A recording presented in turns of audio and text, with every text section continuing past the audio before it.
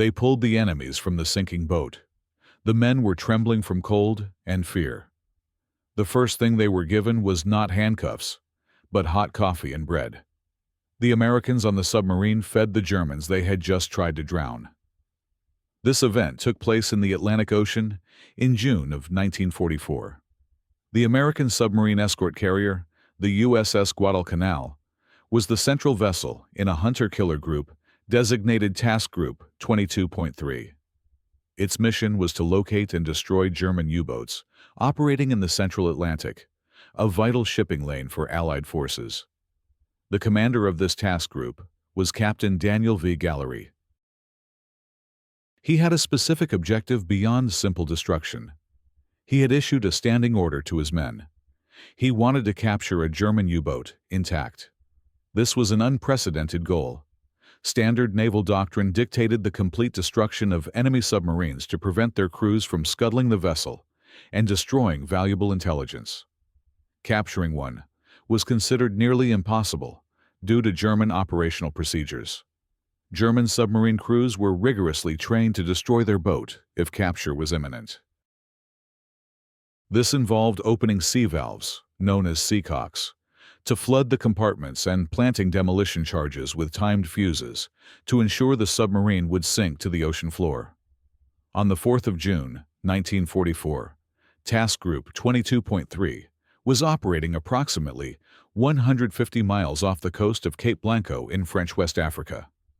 The task group consisted of the USS Guadalcanal and 5 destroyer escorts: the USS Pillsbury, the USS Jenks, the USS Pope, the USS Flaherty, and the USS Chatelaine.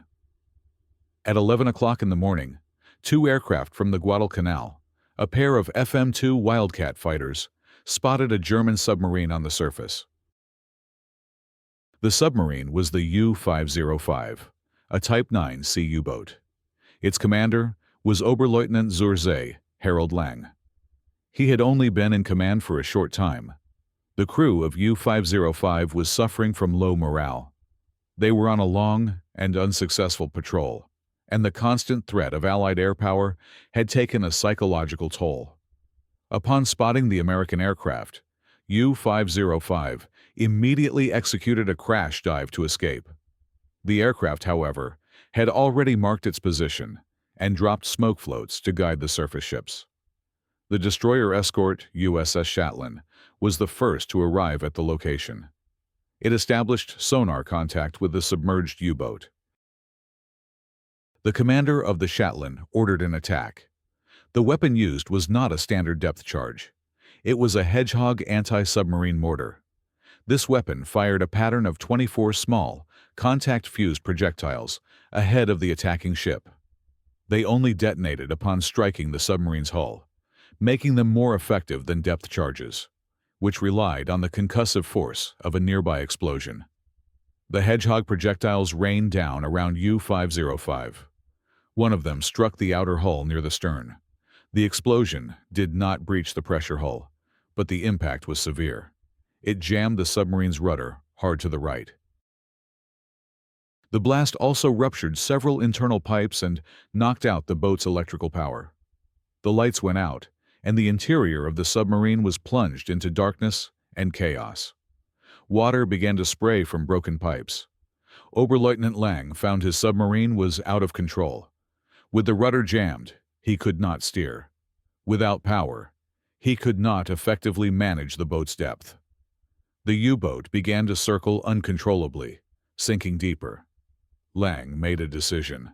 Believing his submarine was mortally wounded and that further depth charge attacks were imminent, he gave the order to abandon ship. The crew was instructed to surface the vessel and begin scuttling procedures. U-505 blew its ballast tanks and rose rapidly to the surface, breaking the waves just 700 yards from the USS Chatelaine. The American sailors on the destroyer escort were stunned. They had expected to continue their hunt for a submerged target. Instead, the enemy submarine had appeared before them. As the German crew began to emerge from the conning tower and hatches, the ships of Task Group 22.3 opened fire with their smaller caliber guns. The intention was not to sink the submarine immediately, but to suppress any attempt by the German crew to man their deck guns. The German sailors poured onto the deck and began jumping into the ocean.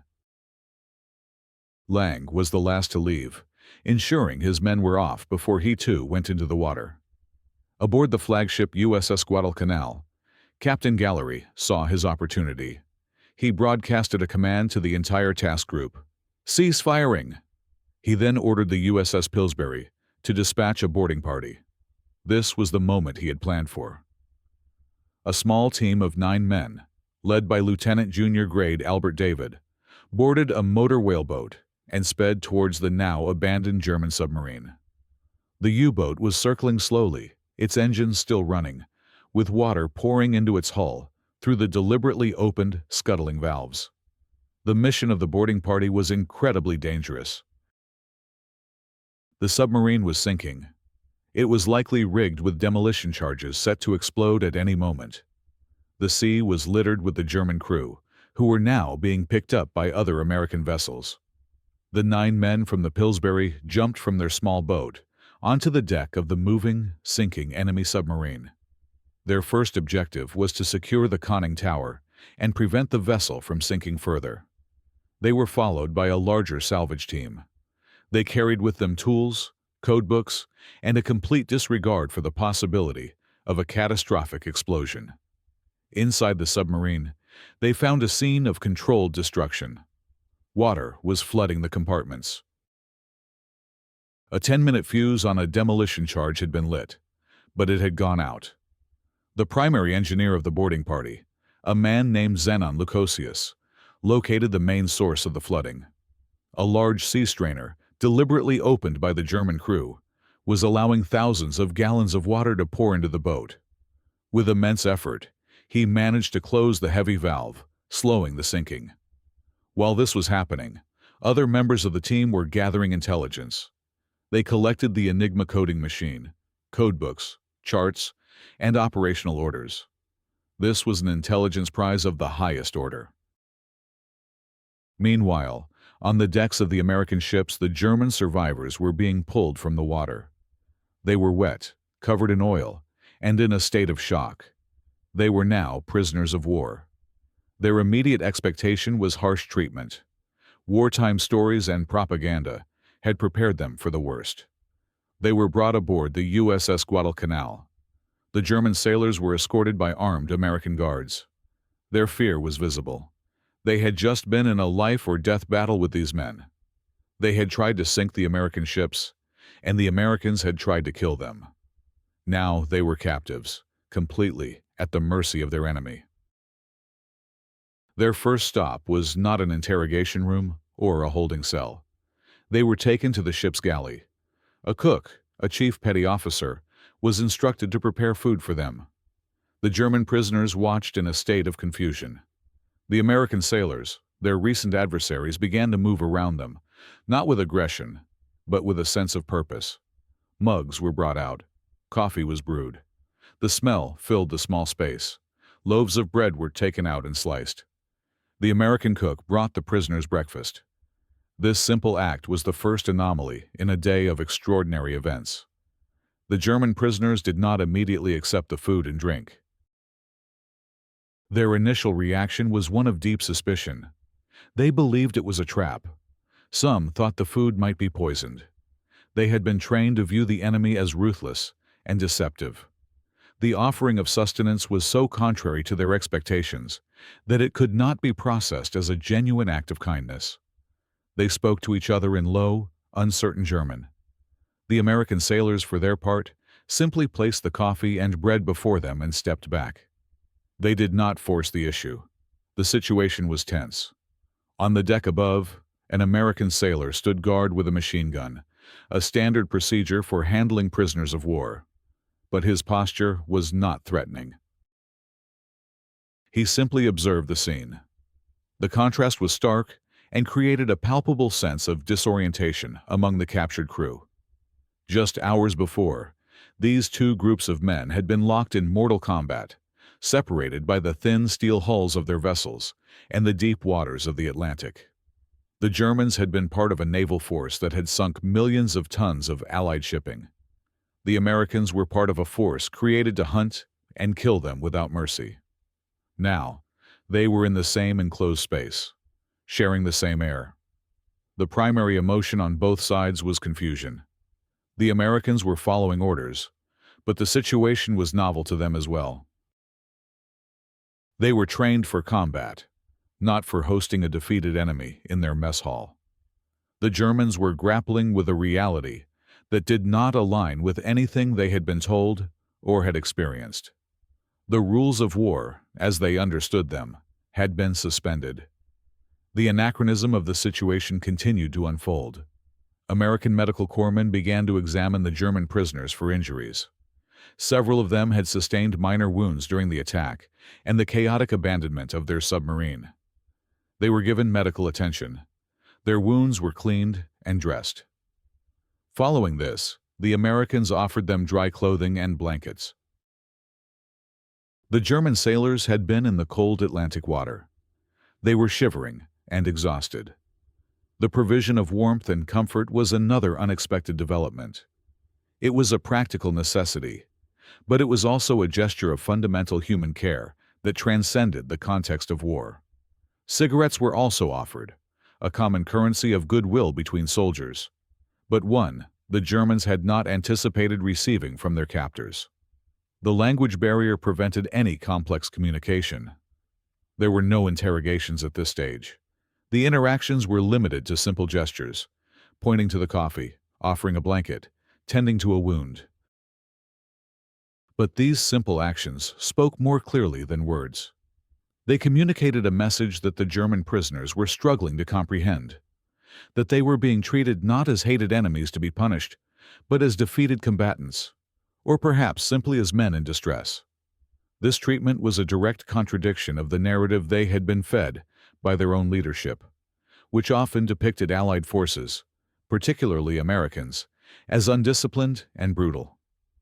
The reality they were experiencing was one of order, discipline, and an unexpected level of compassion.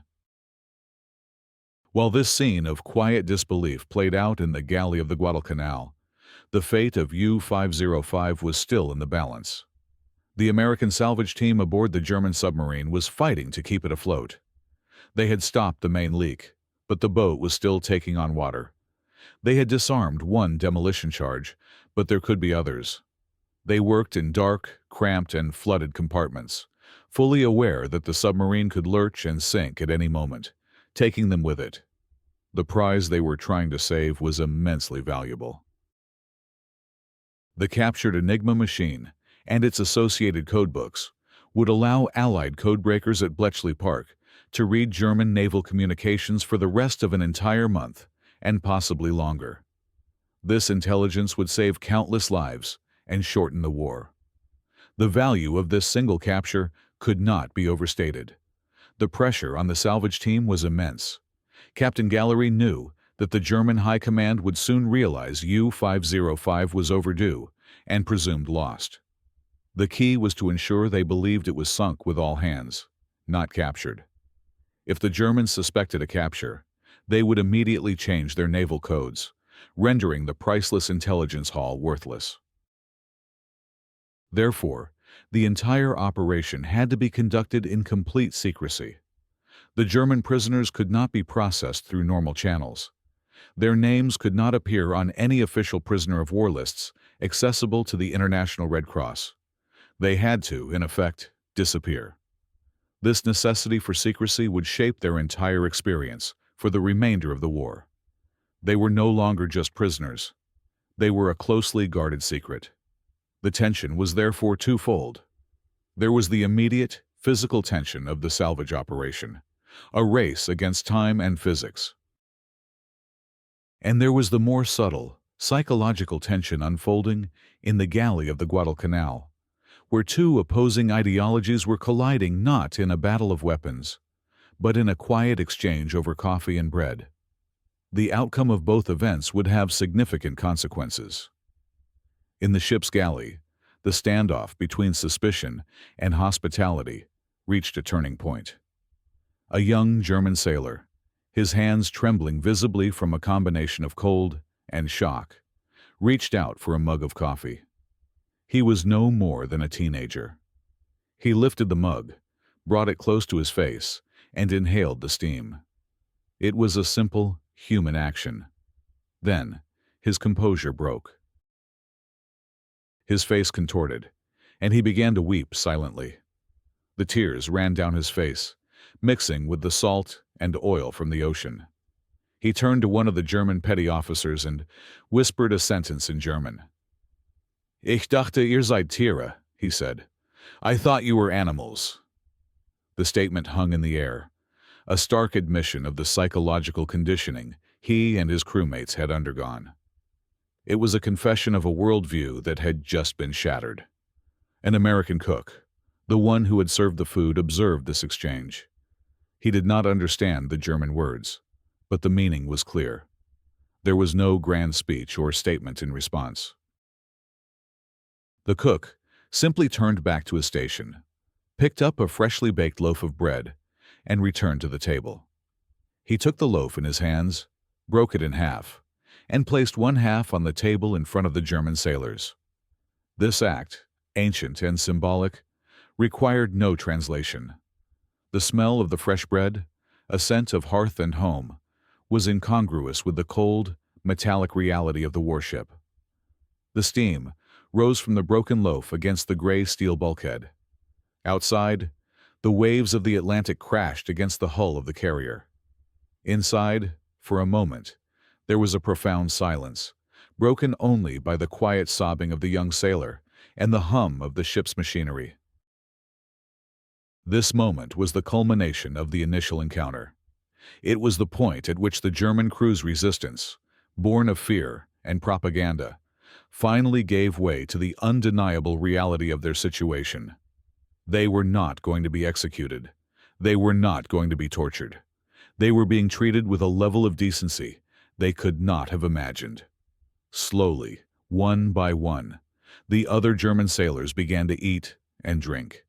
They consumed the hot coffee and the fresh bread. It was the first food many of them had eaten in several hours. The nourishment was both physical and psychological.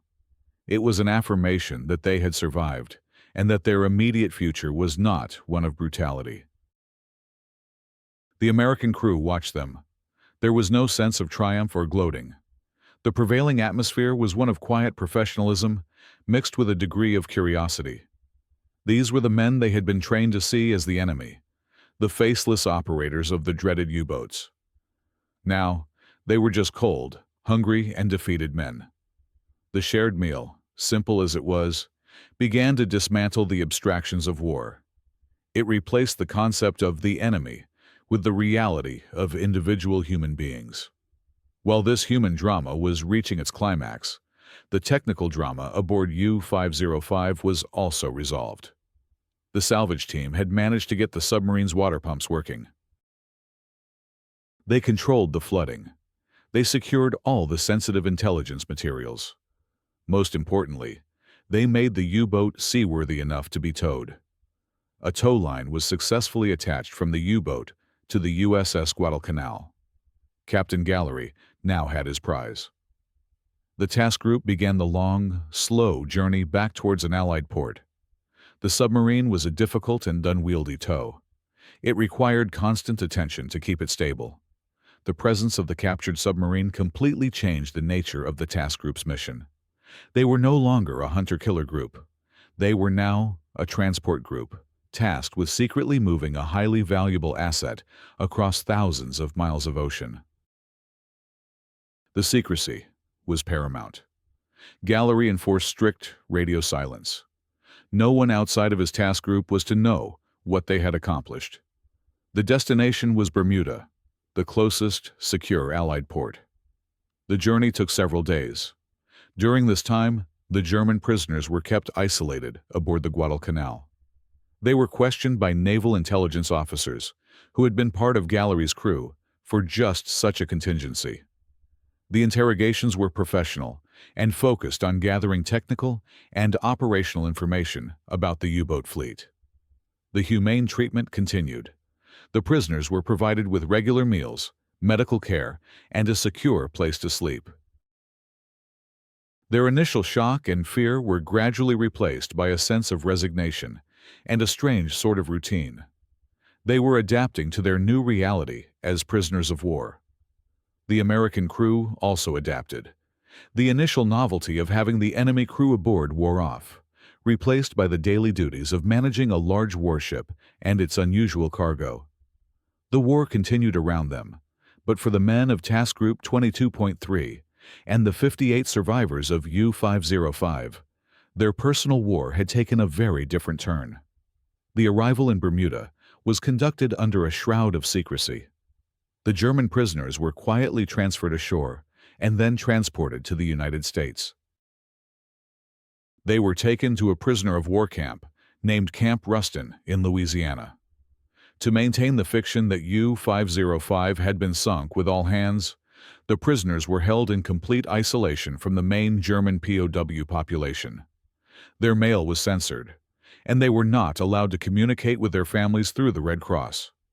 From the perspective of the German government and their own families, these men had vanished. This period of isolation was difficult, but the conditions in the camp were in accordance with the Geneva Convention. They were fed, housed, and given work to do. They remained in this state of limbo until the end of the war in Europe in 1945. Years later, one of the German crewmen wrote a memoir about his experiences. In it, he described the day of their capture. He wrote, "We had lost the war, and our submarine was gone. But on that day, for the first time, we experienced an unexpected form of humanity from our enemies." This sentiment was a common thread in the accounts of the survivors. The initial act of kindness aboard the Guadalcanal had left a lasting impression, one that reshaped their understanding of the conflict and their adversaries. The story did not end there. The impact of that day continued to resonate for years.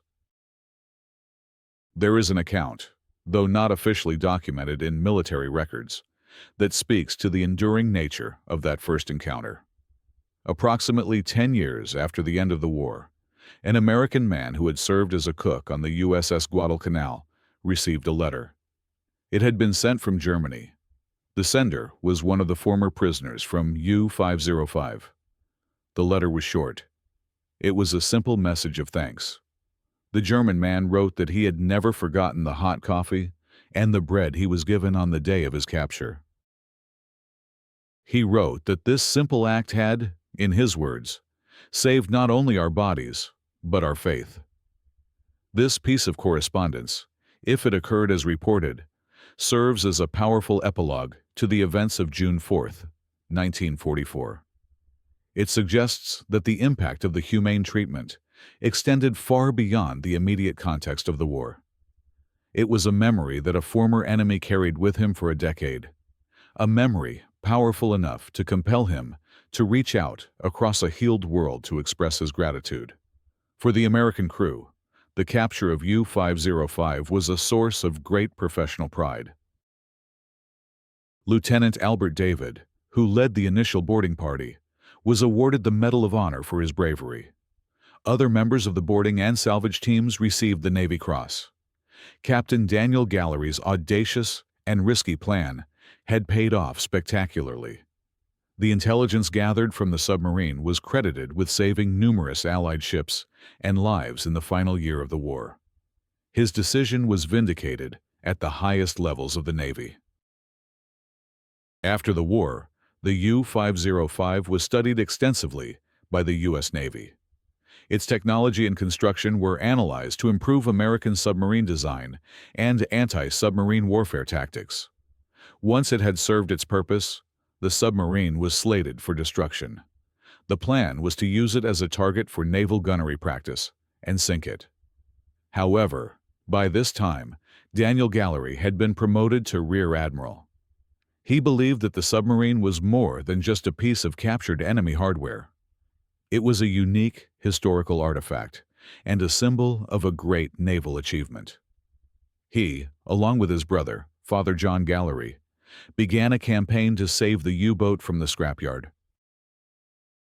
They reached out to the city of Chicago, their hometown. They proposed that the submarine be brought to the city and put on public display as a war memorial and a museum exhibit. The Museum of Science and Industry in Chicago agreed to provide a home for the vessel. A massive fundraising campaign was launched.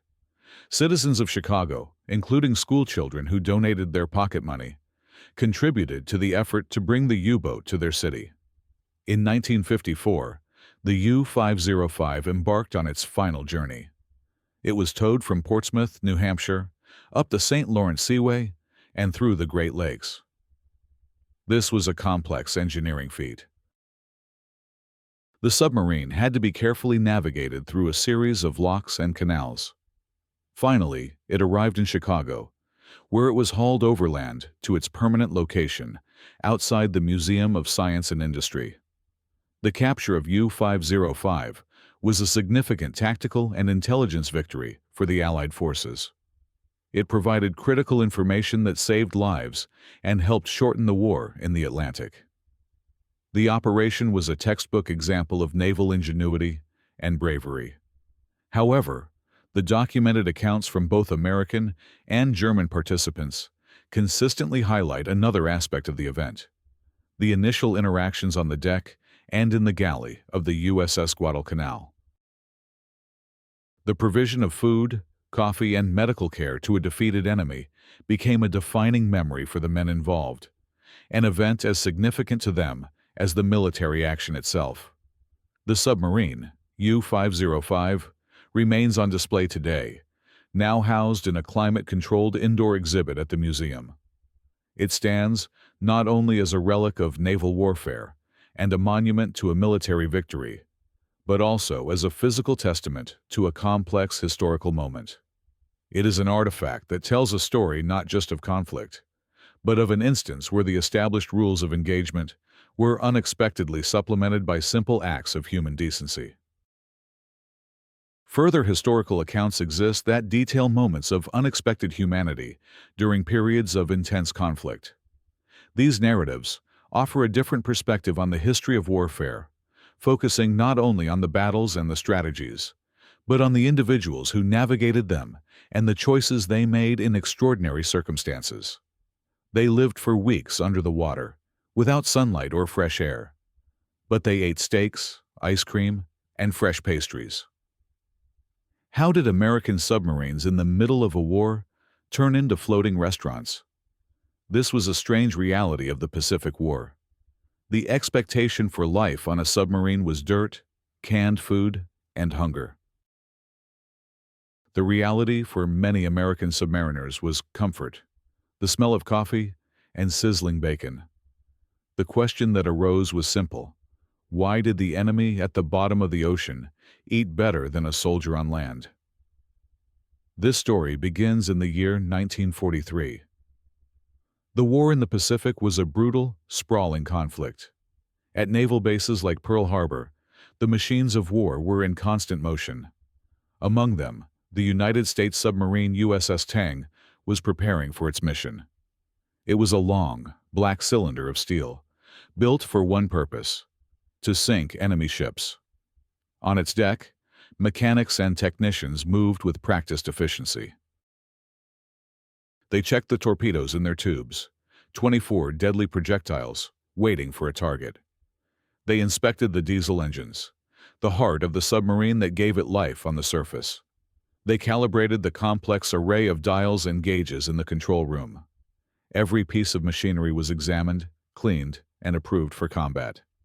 The air smelled of grease, salt, and steel. It was the smell of war. But deep inside the Tang, in a small, cramped space called the galley, another kind of preparation was underway. A cook, a commissaryman first class, was not checking torpedoes. He was arranging sacks of flour. He was not polishing brass gauges, but wiping down his stainless steel countertop. He was laying out trays for a batch of cinnamon rolls. The contrast was stark. In the confined iron belly of this ocean predator, a life began that was separate from the war outside. Here, food was not just fuel. It was the last form of normalcy in an utterly abnormal world. The men who would live in this steel tube for the next 2 months knew the risks. They faced enemy destroyers, depth charges, and the crushing pressure of the deep sea. The emotional atmosphere on the submarine was a mixture of professional focus, underlying fear, and the quiet comfort of routine. It was a place of extreme contradictions. It was hell below the waves, but on a plate, it was a small piece of heaven. The United States Navy had made a calculated decision. They understood that the morale of a submarine crew was a weapon as vital as any torpedo. A man could endure the heat, the recycled air, and the constant threat of death if he had something to look forward to. That something was often the next meal. The logistics were staggering. Before a patrol, a submarine like the Tang would be loaded with tons of supplies. Crates of frozen steak, sides of beef, and whole turkeys were packed into the limited freezer space. Sacks of potatoes, onions, and flour filled every available nook. Gallons of ice cream mix were stored, a luxury unheard of in almost any other frontline combat unit. There were thousands of eggs, hundreds of loaves of bread, and an endless supply of coffee. The submarine would leave port filled to the brim, with canned goods stored under floor plates and in any empty corner. The crew had to walk over their food supply for the first few weeks of a patrol. The man in charge of this floating pantry was the cook. He was often one of the most respected men on board. He had to be an expert in logistics, a master of invention, and a psychologist. His job was to turn these raw ingredients into 3 full meals a day, plus snacks and coffee, for a crew of over 80 men, all within a galley, no larger than a small closet. He worked with a small oven, a grill, and a few assistants. The submarine's commander, a man named Richard O'Kane, understood the value of his cook. He knew that a good meal could calm frayed nerves after a tense encounter with the enemy. He knew that the smell of baking bread could make the steel tube feel a little more like home. As the final preparations were made, the crew came aboard. They stowed their few personal belongings and found their bunks. In the close quarters, men slept in shifts, a practice known as hot bunking, where one man would get into a bunk just vacated by another. The submarine was a self-contained world, a small piece of America preparing to slip beneath the waves. The order was given to cast off the lines. The USS Tang moved slowly out of the harbor, past the other warships. The men on deck took their last look at the sky and their last breath of fresh air. Then came the command. "Clear the bridge! Dive! Dive!" The klaxon horn blared. The hatch was sealed, and with a rush of water into its ballast tanks, the submarine began its descent. Sunlight disappeared, replaced by the steady glow of electric lights. The world outside vanished. From now on, their reality would be the hum of the machinery, the readings on the dials, and the orders from the control room. The first patrol had begun, and deep inside, in the galley, the cook checked his oven. The cinnamon rolls were almost ready. The scent began to drift through the forward compartments, a small defiance against the cold, dark water that now surrounded them. The war was waiting for them, but for a moment, there was only the warm, sweet smell of home. The first week of the patrol settled into a demanding routine. Life on the Tang was governed by the clock and the needs of the vessel. The crew was divided into 3 sections, each standing an 8-hour watch. This meant that at any given time, 1/3 of the crew was on duty, 1/3 was engaged in maintenance or training, and 1/3 was attempting to sleep. The submarine ran submerged during the day to avoid detection by enemy aircraft, and surfaced at night under the cover of darkness to recharge its massive batteries and vent the stale air. The environment inside the boat was a challenge. The temperature often rose to over 100 degrees Fahrenheit, especially in the engine room. Condensation, known as sweat, dripped from the metal bulkheads and overhead pipes. The air, recycled through scrubbers, carried a distinct odor. It was a mix of diesel fuel, battery acid, cooking smells, and the scent of over 80 men living in a confined space. Personal hygiene was limited. Fresh water was strictly rationed for drinking and cooking, so showers were rare. The men learned to live with the grime and the constant, oppressive humidity.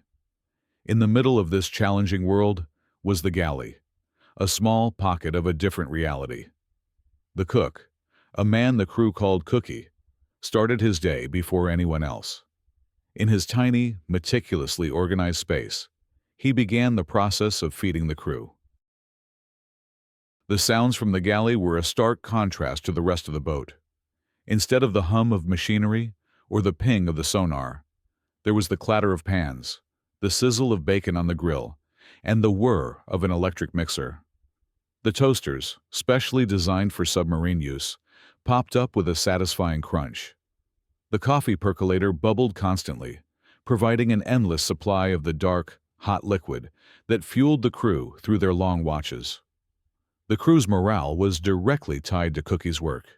They would joke among themselves, "Our torpedoes know no mercy, and our cook knows no fat." It was a simple truth. The meals were hearty and plentiful. Breakfast might be eggs cooked to order, with bacon, sausage, and pancakes. Lunch could be thick sandwiches, hearty soups, or leftovers from the previous night's dinner. Dinner was the main event. Roast beef, fried chicken, or even steak, served with mashed potatoes, vegetables, and freshly baked bread. Dessert was a regular occurrence, with pies, cakes, and the ultimate luxury, ice cream, made in a small machine that was one of the most prized pieces of equipment on the boat.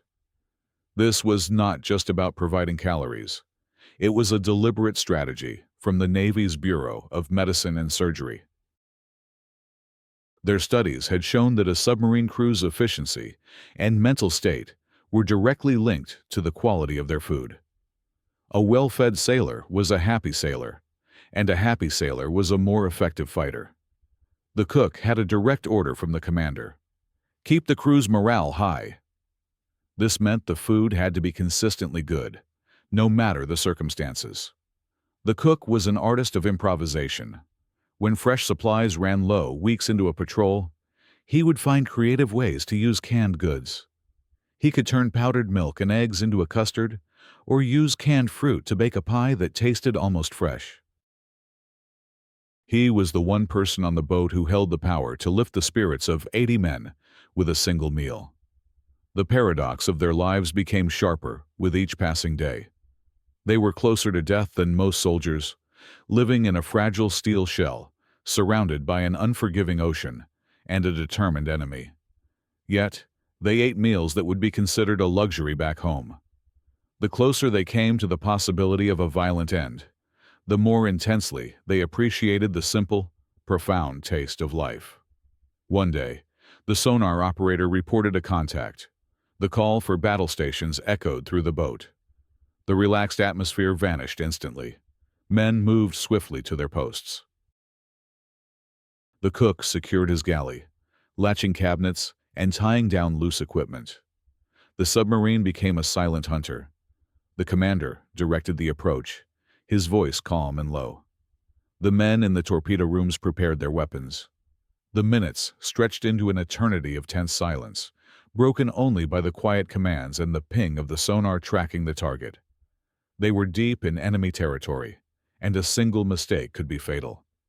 The Tang maneuvered into position, fired a spread of torpedoes, and then dove deep, turning away to evade any counterattack. They heard the explosions through the hull, a deep, satisfying thud that meant their torpedoes had found their mark. A Japanese merchant ship was now on its way to the bottom of the ocean. The tension slowly eased. The crew secured from battle stations, a quiet sense of victory in the air. They were tired, their adrenaline fading. It was then that the smell began to waft from the galley. Cookie had put a roast in the oven before the call to battle stations. Now he was carving it. He served it with gravy and hot rolls. The men ate, The simple act of sharing a meal, erasing the last of the tension. The food was a punctuation mark at the end of a deadly sentence. It was a confirmation that they had survived, that they were still alive. On the USS Tang, the man with the ladle was as important as the man at the periscope. He was the one who held the line against the slow corrosion of fear and despair, one meal at a time. The patrol continued. The days blurred into a cycle of watches, drills, and the ever-present tension of hunting and being hunted. The USS Tang was successful, sinking several more enemy ships.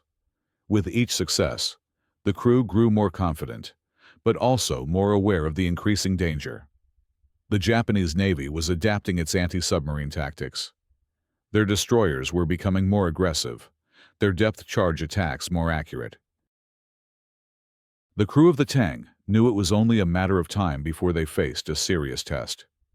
That test came on a hot, still afternoon. The Tang was submerged at periscope depth, stalking a convoy. The commander, Richard O'Kane, had just identified the targets when the sonar operator's voice cut through the control room, sharp and urgent. "High-speed screws, bearing 090. He's coming right at us." An enemy destroyer had spotted them. There was no time to escape. "Battle stations! Rig for deep submergence! Take her down! All ahead full!" O'Kane's commands were rapid, but controlled. The klaxon blared again, a sound now filled with imminent menace. The submarine angled sharply downwards, its motors straining to push it into the safety of the deep water. But it was too late. The first depth charge exploded. It was a sound and a feeling unlike any other. A violent, metallic crack, followed by a massive concussion that slammed into the hull. The entire submarine shuddered, as if struck by a giant hammer. The lights flickered and went out, plunging the boat into momentary darkness before the emergency lights came on with a dim, red glow. Men were thrown against the bulkheads. In the galley, Cookie braced himself against a countertop as unsecured pots and pans crashed to the floor. Another explosion, this one closer. The boat lurched violently to one side. A gauge in the control room shattered, spraying glass.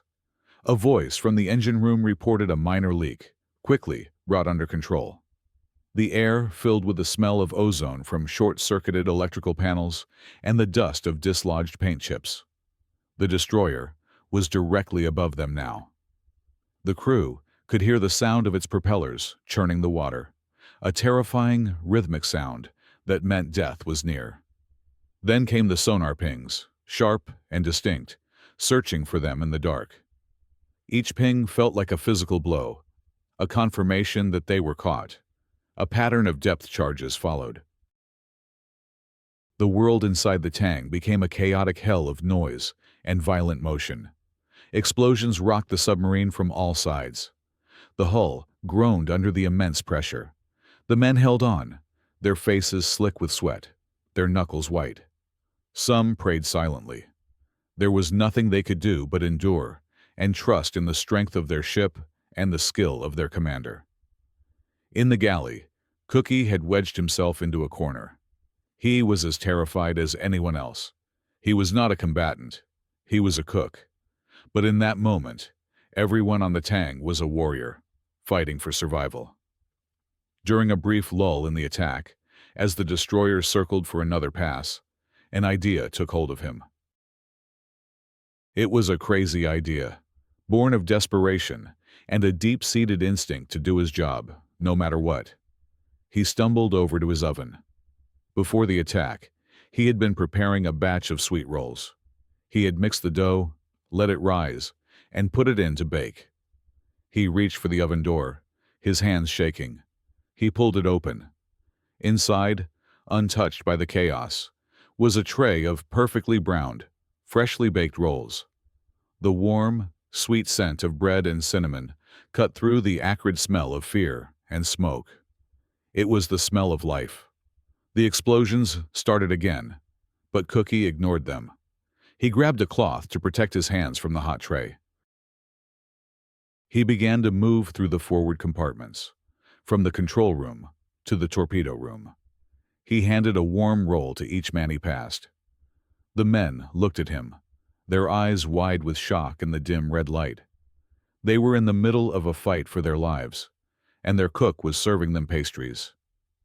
He reached the commander, who was calmly giving orders to try and maneuver the boat away from the attacker. Cookie held out a roll. O'Kane looked at the cook, then at the roll, and a flicker of disbelief crossed his face. He took it. The crew ate in silence, the soft bread a stark contrast to the hard steel that surrounded them. The crumbs stuck to their dirty, sweaty fingers.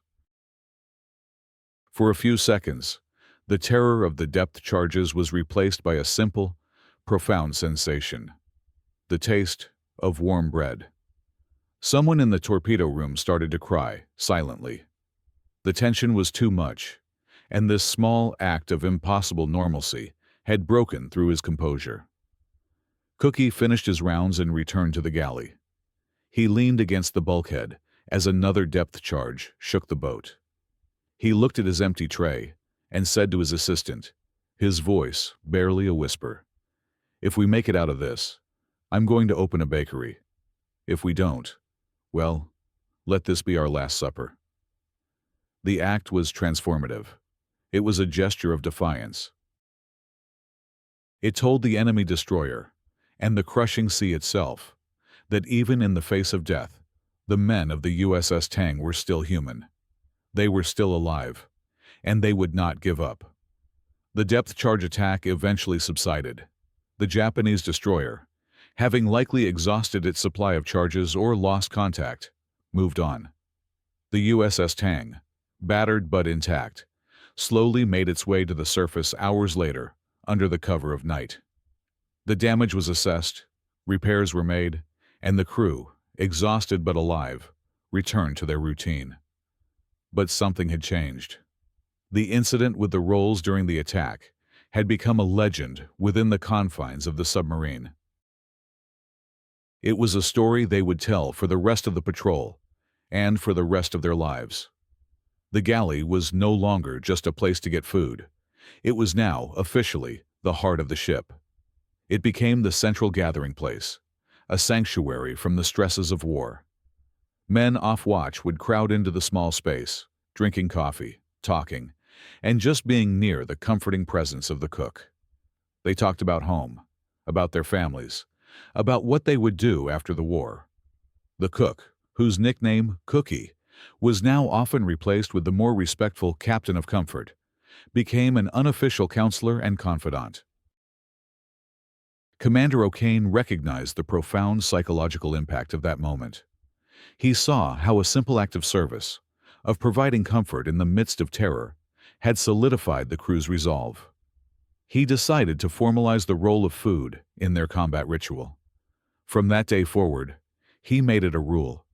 Before any major engagement, any time they were knowingly heading into a high-risk situation, the entire crew would have a steak dinner. This became known as Steak Day. It was a signal to the crew that they were about to face extreme danger. But instead of creating fear, it had the opposite effect. The ritual of eating a fine meal together, of sharing that moment of civilized pleasure, strengthened their bond and their courage. It was a way of looking death in the eye and saying, "Not today."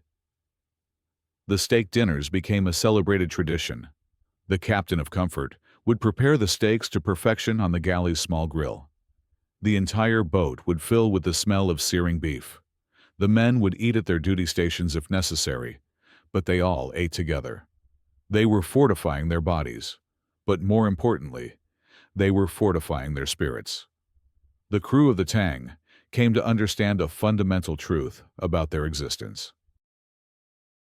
It was not the torpedoes or the engines that kept them truly alive. It was the bread and the laughter. The war was a thing of steel and explosions that happened outside the hull. Inside, they were fighting a different kind of war, a war against the darkness in their own minds. And their greatest weapon was their shared humanity. They continued their patrol, sinking more enemy ships and evading more attacks. They became one of the most successful submarine crews of the war. But their success was not just measured in tons of enemy shipping sunk. It was measured in the resilience of their spirits, a resilience baked into every loaf of bread and grilled into every steak by the man who understood that comfort was a weapon, and that a taste of home was the best defense against the horrors of the deep. The USS Tang returned to port, its mission a success. The crew, weary but proud, stepped out of the steel tube and back into the world of sunlight and fresh air. They had survived another journey into the abyss. Their story, and particularly the legend of the cook and the depth charge attack, spread through the submarine fleet. The importance of food and morale was reinforced throughout the force. The Tang was repaired, restocked with tons of food and 24 fresh torpedoes, and prepared for its next patrol. The cycle would begin again. On its fifth and final war patrol in October of 1944, the USS Tang was in the Formosa Strait. It was on the surface at night, engaging a Japanese convoy. It had fired 23 torpedoes with incredible success. It had one final torpedo left, number 24. Commander O'Kane ordered it fired at a crippled transport ship. The torpedo was launched, but it malfunctioned. It began to run in a circle, heading directly back towards the Tang. The crew tried to evade, but there was no time. Their own weapon struck the submarine's aft section. The explosion was catastrophic. The Tang sank in 180 feet of water. Over 70 men, including the captain of Comfort, were lost almost instantly. Only 9 men, including Commander O'Kane, managed to escape the submerged vessel and were later picked up by a Japanese ship, becoming prisoners of war. The war ended, and the surviving veterans returned home. Years later, one of those survivors was asked about his time on the submarine. He reflected on the strange, contradictory nature of his experience. "We fired torpedoes by day," he recalled, "and we ate ice cream by night. It was madness. But it was that madness, I think, that saved us." His words captured the essence of the submarine service's unique philosophy. The good food was not an accident or a luxury. It was a calculated, strategic decision by the United States Navy. They recognized that submariners endured some of the most mentally and physically stressful conditions of any combatants. They were isolated for months, living under constant threat in a cramped, artificial environment. To counteract this, the Navy invested heavily in the quality of their food. It was a matter of operational effectiveness. A crew with high morale could endure more, fight harder, and make better decisions. The food was a tool for maintaining psychological balance. This was in sharp contrast to the submarines of other nations. German U-boat crews subsisted largely on canned sausages and dense black bread. On Japanese submarines, the diet was primarily rice, fish, and pickled vegetables. These diets were sufficient for survival, but they did little to comfort the soul. The American approach was different. The food was a deliberate link to the world they had left behind, a tangible reminder of home and normalcy. The smell of baking bread was more than just a pleasant aroma. In the stale, recycled air of a submerged submarine, it was a profound statement. It was a declaration that despite being hundreds of feet beneath the ocean, surrounded by a determined enemy, they were still connected to their humanity. The food on the submarine was not about indulgence. It was about the survival of the soul. In the deep, dark, silent world of underwater warfare, where sunlight never reached, the warm scent of freshly baked bread became a beacon. It was a quiet, constant reminder to the crew of a simple, powerful truth: we are still alive. If you are interested in stories where humanity survives, even under the water, where the simplest comforts become the greatest weapons, then subscribe. We tell the stories of how a simple sweet roll could hold an entire crew back from the brink of madness.